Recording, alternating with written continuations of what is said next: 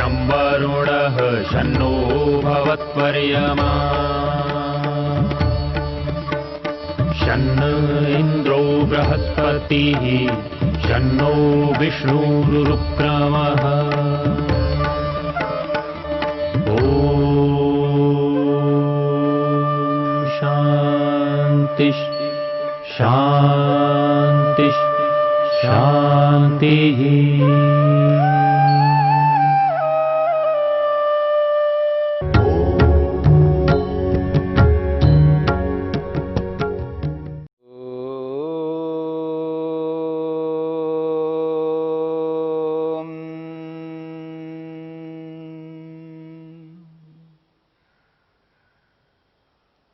साधन पाद को लेकर के विचार चल रहा है।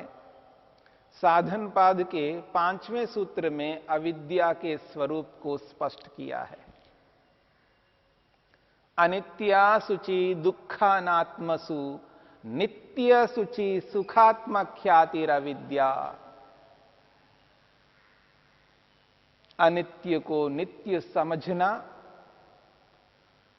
और अशुद्ध को शुद्ध समझना, दुख को सुख समझना और जड़ को चेतन समझना अविद्या है।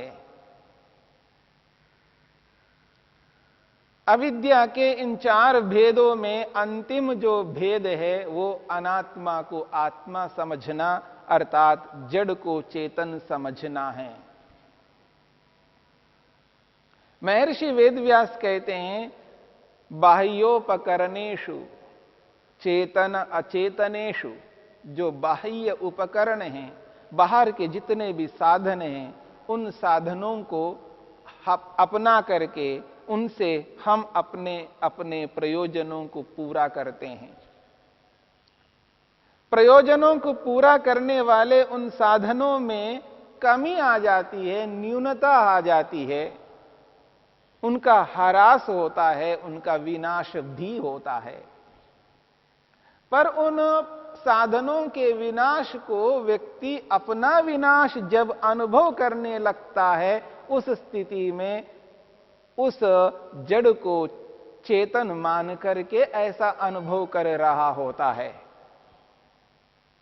चाहे वो कोई भी बाह्य उपकरण है, चाहे वो जमीन है, चाहे वो मकान है, चाहे ये शरीर भी क्यों ना हो, जब इनका विनाश होता है, जब ये साधन हमारे पास नहीं रहते हैं,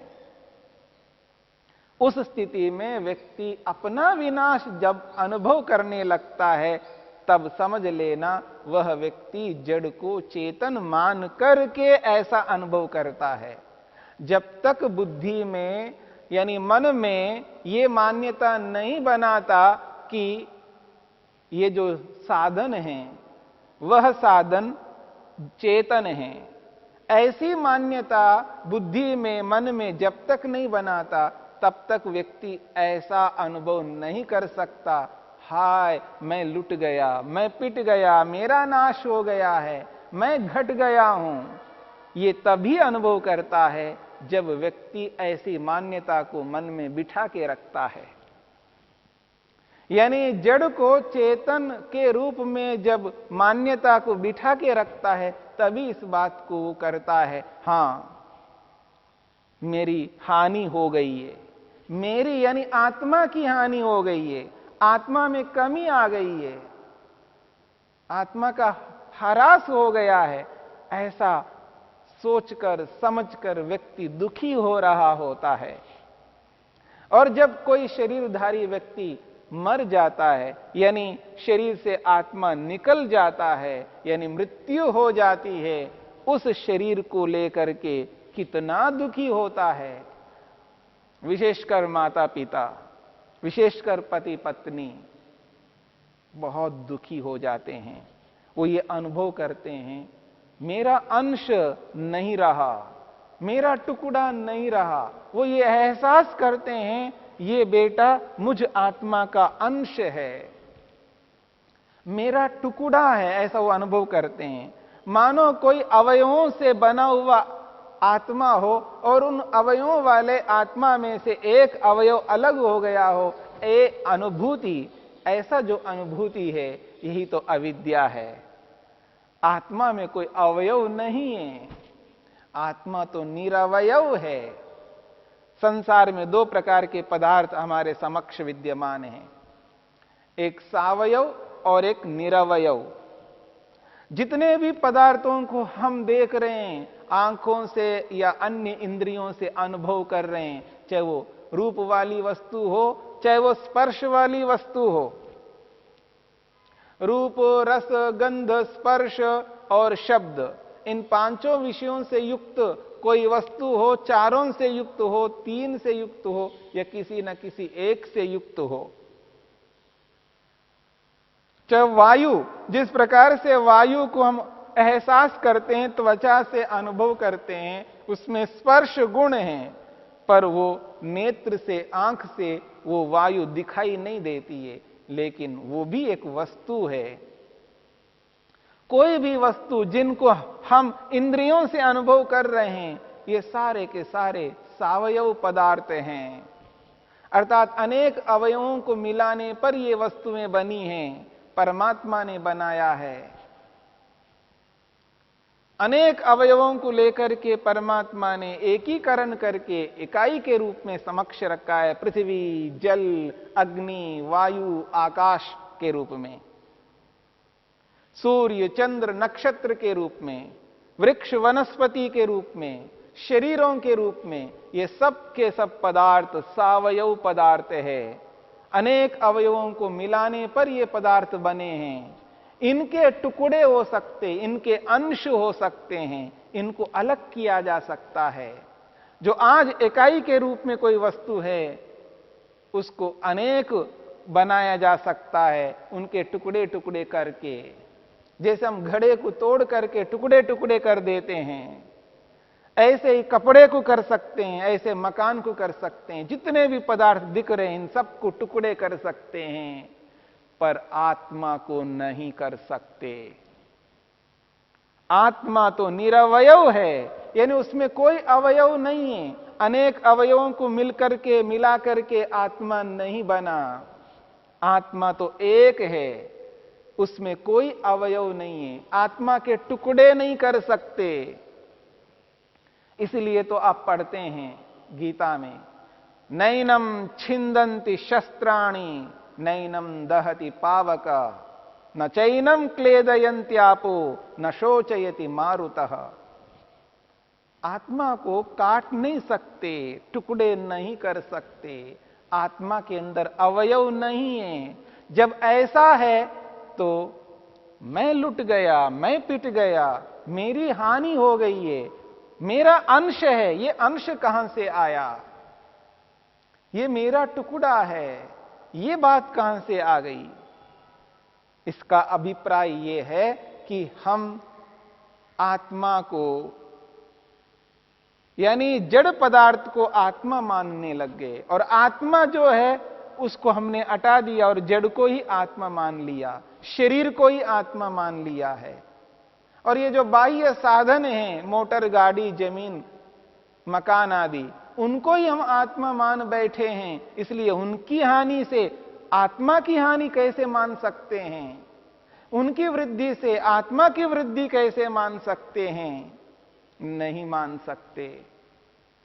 इसीलिए ये अविद्या है। इसलिए सर्वो अप्रतिबुद्धा, ऐसे मानने वाले जितने भी लोग हैं, उन सबको महर्षि वेदव्यास आगाह करते हैं, ऐसा मत मानो। अगर मानने लगोगे तो अप्रतिबुद्धा, मूर्ख हो जाओगे, ना समझ हो जाओगे, अज्ञानी माने जाओगे। इस अज्ञान को, इस मूर्खता को हटाना है। अनात्मा को आत्मा नहीं मानना है। जैसे हम बाहर के साधनों को मानते हैं, तो शरीर को तो सबसे ज्यादा मानने लगते हैं, शरीर को ही आत्मा मानने लगते हैं। जड़ को चेतन मानना, यही तो अविद्या है।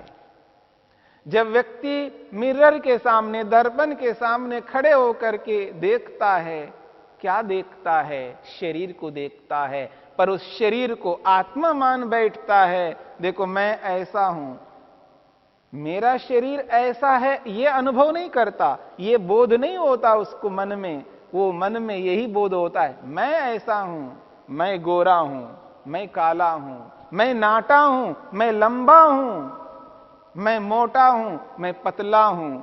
ये मैं क्या? शरीर। शरीर को ही आत्मा माना जा रहा है, इसलिए ये अविद्या है। जिस दिन व्यक्ति शरीर को आत्मा मानने लगता है, जब उस शरीर में हानि होती है तो वो यही समझता है मेरी आत्मा में हानि हो रही है, इसलिए व्यक्ति दुखी होता है। दुख का कारण अविद्या है, सुख का कारण विद्या है। इस बात को समझना है। अनित्य को नित्य समझना एक प्रकार की अविद्या, अशुद्ध को शुद्ध समझना दूसरी प्रकार की अविद्या, और दुख को सुख समझना ये तीसरी प्रकार की अविद्या है। और ये जो चल रही है अविद्या, ये चौथी प्रकार की अविद्या है। अनात्मा को, जड़ को चेतन समझने वाली अविद्या है। इस अविद्या को जब तक हम अपने मन से हटाएंगे नहीं, दूर नहीं करेंगे, तब तक दुख निरंतर चलता रहेगा। दुख से हटने के लिए ये अवश्य समझने की आवश्यकता है कि आत्मा को आत्मा समझे और अनात्मा को, जड़ को जड़ ही समझे। ये विवेक, ये बोध योगाभ्यासी को होना चाहिए। और जब तक ये बोध, ये विवेक को साथ में लेकर के नहीं चलता, तब तक उसका योग प्रारंभ नहीं होता। योग प्रारंभ होगा तो विवेक से होगा, उचित बोध से होगा, तत्व ज्ञान से होगा, विद्या से होगा। और विद्या से ही वो आगे बढ़ सकता है। विद्यायामृतमश्नुते, वेद स्वयं कहता है। वेद कहता है विद्या से ही, तत्व ज्ञान से ही, यथार्थ बोध से ही अमृतम अश्नुते, मनुष्य अमृत को, मोक्ष को प्राप्त कर लेता है। यदि ऐसा हम नहीं करें तो इस अविद्या से हम दुख को प्राप्त होंगे। ये है अनात्मा को आत्मा समझना। एक और बात कहिए, मन जो कि आत्मा का जो निकट उपकरण है, पुरुषोपकरणे वा मनसी, जो पुरुष का उपकरण है, आत्मा का जो उपकरण है मन है। देखिए, इस मन को लेकर के भी कहा जा रहा है, मन को ही आत्मा समझ बैठा है व्यक्ति कहता है मेरा मन नहीं मानता, मेरा मन चला जाता है। ये जो बोध है, ये जो ज्ञान है, ये आत्मा को यहां आत्मा नहीं माना जा रहा है, यहां मन को ही आत्मा माना जा रहा है, मन को ही चेतन बनाया जा रहा है। मेरा मन चला जाता है, मेरा मन नहीं मानता, मैंने नहीं किया, मन ने किया है। आदमी ये कहता है मैंने नहीं किया, मन ने किया है। अब देखिएगा मन कैसे करने वाला है। कोई कहे मैंने एक्सीडेंट नहीं किया, गाड़ी ने किया है। मैंने नहीं किया, गाड़ी ने किया है। ये गाड़ी का दोष है। जो करना है गाड़ी पर करो, मुझ पर मत करो। मैंने क्या किया? गाड़ी ने किया है। तो कोई इस बात को स्वीकार नहीं कर सकता। हां, गाड़ी में बैठकर मैंने किया है, यानी यूं कहिए गाड़ी के माध्यम से करने वाला मैं हूं, गाड़ी को चलाने वाला मैं हूं। गाड़ी स्वतः स्वयं नहीं चल सकती। गाड़ी स्वयं अपनी इच्छा से किसी को एक्सीडेंट नहीं करा सकती, क्योंकि गाड़ी को चलाने वाला मैं हूं, यानी आत्मा है। इसलिए दोष आत्मा का है, गाड़ी का नहीं है। चाकू का कोई दोष नहीं है, चाकू चलाने वाले का दोष है। ठीक इसी प्रकार से मन का कोई दोष नहीं है, मन को चलाने वाले आत्मा का दोष है। पर व्यक्ति आत्मा को हटाता है और मन को ही चेतन बना देता है। मन ने किया, यही अनात्मा को आत्मा समझना है। इस बात को समझने की चेष्टा करिए। पुरुषोपकरणे व मनसी, मन में आत्मबुद्धि रखना, अनात्मा रूपी मन में आत्मबुद्धि रखना, यही अविद्या है। और ये आत्मा के इतना निकट रहता है, ये मन कभी आत्मा से अलग ही नहीं हो पाता है। या तो प्रलय काल में मन समाप्त तो हो जाता, इसलिए आत्मा से अलग हो जाता है, अथवा जब कोई व्यक्ति मुक्ति में गया है तो मन अलग हो जाता है। न तो मुक्ति में गया, न प्रलय हुआ है, पर संसार जब तक चलता रहेगा तब तक ये मन आत्मा के इतना निकट रहता है, इस मन को अलग करना बहुत मुश्किल है। इसलिए वो निकट साधन मन को वो चेतनवत अनुभव कर रहा है, यानी चेतन ही अनुभव कर रहा है, चेतनवत नहीं, यहां चेतन ही अनुभव कर रहा है। तो ये जो चेतन अनुभव करना है जड़ को, यही तो अविद्या है।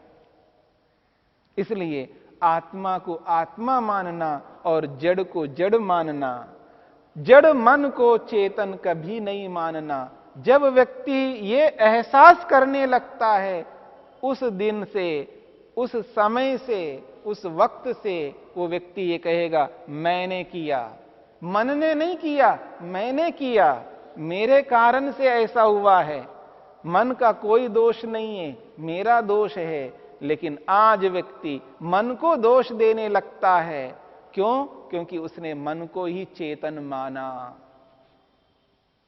इसलिए महर्षि वेदव्यास कहते हैं, पुरुषोपकरणे वा मनसी, पुरुष का जो उपकरण रूपी, साधन रूपी मन है, उस मन में आत्मबुद्धि रखना, ये अविद्या है। इसलिए व्यक्ति बाह्य जितने भी साधन हैं, उन साधनों को और आत्मा को अलग नहीं कर पाता है। इसलिए उन बाह्य साधनों को आत्मा मान बैठा है, और जो भोग का आधार है, जिस भोग को व्यक्ति करता है, जिस सुख दुख का अनुभव करता है, उसका जो आश्रय है, आधार है, जो शरीर, इस शरीर को ही वो आत्मा मान बैठा है।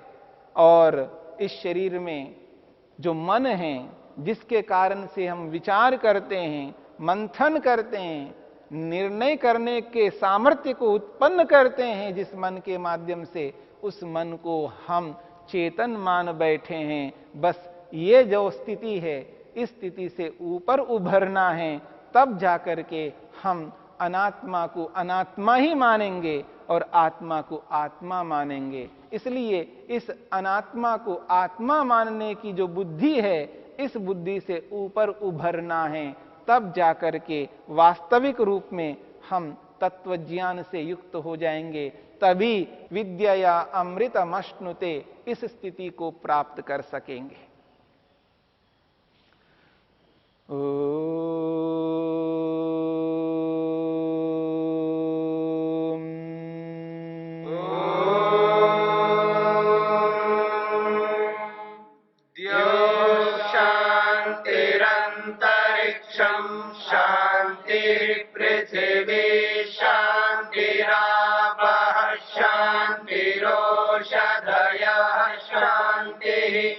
वनस्पतयः शान्तिर्विश्वे देवा शान्तिर्ब्रह्म शान्ति सर्वं शान्ति शान्तिरेव शान्ति शान्ति।